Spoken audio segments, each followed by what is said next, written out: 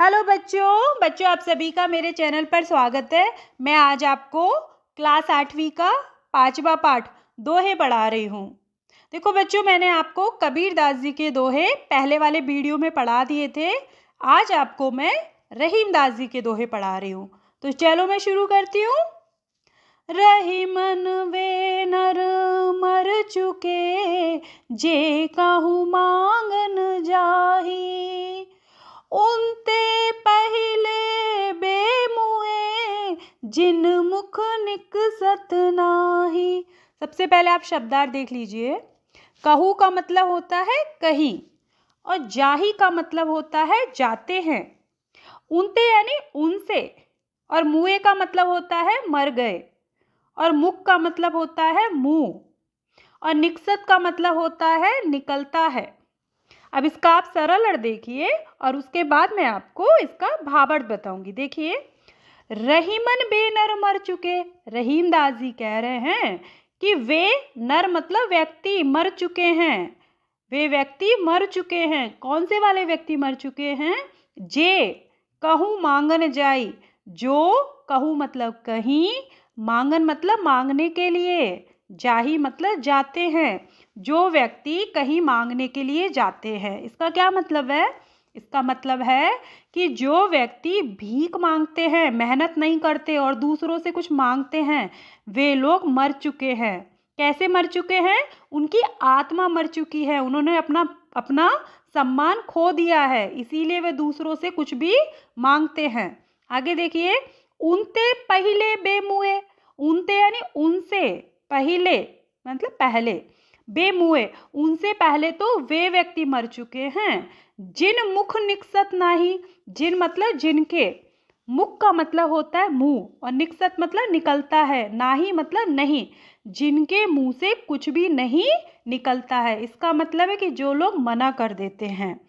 तो रहीम दास जी कह रहे हैं कि जो लोग दूसरों से भीख मांगते हैं, उनकी अंतरात्मा मर चुकी है। पर उनसे पहले उनकी अंतरात्मा मर चुकी है जो लोग मांगने वाले को मना कर देते हैं। देखो बच्चों, भीख मांगना अच्छी बात नहीं है, पर अगर आपसे कोई मजबूरी में किसी कारणवश आपसे कुछ मांग रहा है तो उसे मना नहीं करना चाहिए, क्योंकि मना करने वाला व्यक्ति मांगने वाले व्यक्ति से भी बुरा होता है। अब इसका भावार्थ देखिए आप। रहीम दास जी कहते हैं कि उन पुरुषों की अंतरात्मा मर चुकी है जो कहीं मांगने जाते हैं, किंतु सत्य तो यह है कि इनकी अंतरात्मा से पहले उनकी अंतरात्मा मर चुकी है जो मांगने वाले को कुछ भी नहीं देते और मना कर देते हैं। तो इस दोहे से हमें क्या सीख मिलती है? कि समाज में ऐसे लोगों का आदर होता है जो अपनी मेहनत से, जो अपने पुरुषार्थ से कुछ हासिल करते हैं। आगे देखिए अब।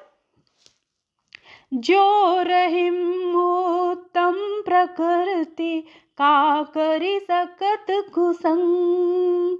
चंदन विष व्यापत नहीं, लिपटे रहत भुजंग। पहले शब्दार्थ देख लीजिए। का मतलब होता है क्या, और कुसंग का मतलब होता है बुरे लोगों का साथ, मतलब बुरी संगति। और व्यापत का मतलब होता है प्रभावित करना, प्रभाव डालना।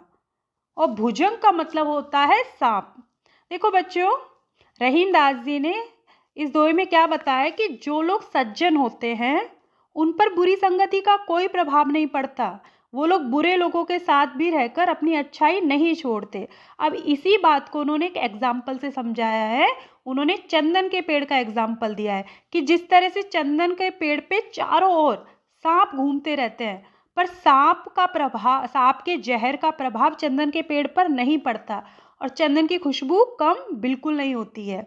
तो देखिए, जो रहीम उत्तम प्रकृति, उत्तम प्रकृति का मतलब है अच्छे लोग, सज्जन लोग, अच्छे विचारों वाले लोग।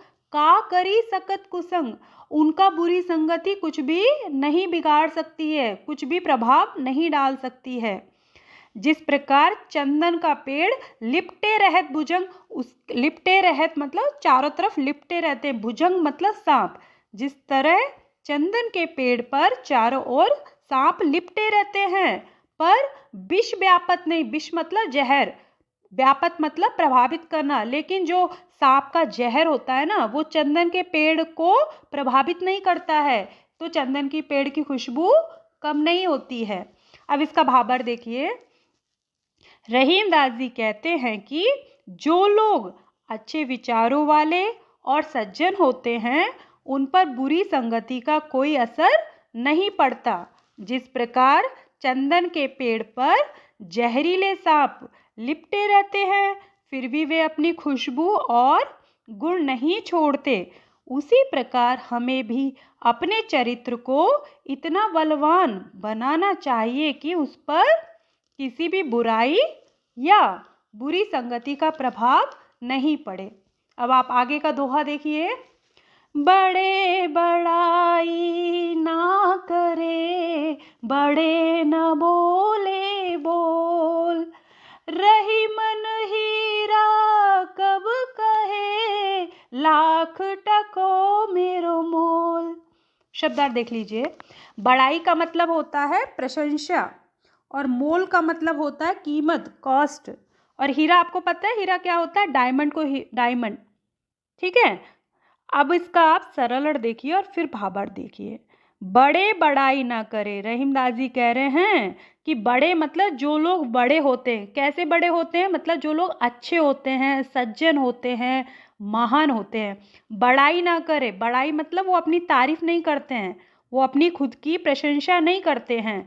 बड़े ना बोले बोल, और वो बड़ी बड़ी बातें नहीं करते हैं, बढ़ा चढ़ाकर बात नहीं करते हैं, वो शांत रहते हैं क्योंकि उनको पता है कि उनके अंदर कितनी अच्छाई है और सब लोग उस अच्छाई को बाद में जान ही जाते हैं। अब इसी बात को उन्होंने एक एग्जाम्पल से समझाया, हीरा के एग्जाम्पल से समझाया कि रहीमन हीरा कब कहे। कि रहीमदास जी कह रहे हैं कि जिस तरह से हीरा अपने बारे में नहीं बताता है किसी को, लेकिन हीरा कितना कीमती होता है आपको पता है बच्चों कि हीरा जो है वो लाखों रुपए में आता है, लैक्स में आता है हीरा।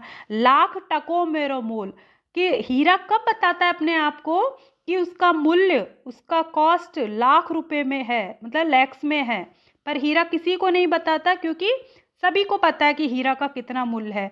उसी प्रकार जो अच्छे लोग होते हैं वो अपने बारे में किसी को नहीं बताते हैं, उनकी अच्छाई सबको ऐसे ही पता चल जाती है। अब इसका भावार्थ देखिए। रहीमदास जी कहते हैं कि जो लोग सज्जन, महान या अच्छे चरित्र के होते हैं वे अपनी प्रशंसा स्वयं नहीं करते, वे बढ़ चढ़कर बातें नहीं करते, उनकी अच्छाई सभी को बिना बताए ही पता चल जाती है। जिस प्रकार हीरा कितना अमूल्य और कीमती होता है पर वह अपना मूल्य किसी को नहीं बताता कि वह लाख रुपए का है, हीरा के बिना बताए ही सभी व्यक्तियों को उसका मूल्य पता होता है। अतः हमें किसी से भी बढ़ चढ़कर बातें नहीं करनी चाहिए। आशा करती हूँ बच्चों आपको ये दोहे समझ में आ गए होंगे। आगे के जो दो दोहे हैं तुलसी के वो मैं आपको अगले वीडियो में पढ़ाऊंगी। धन्यवाद।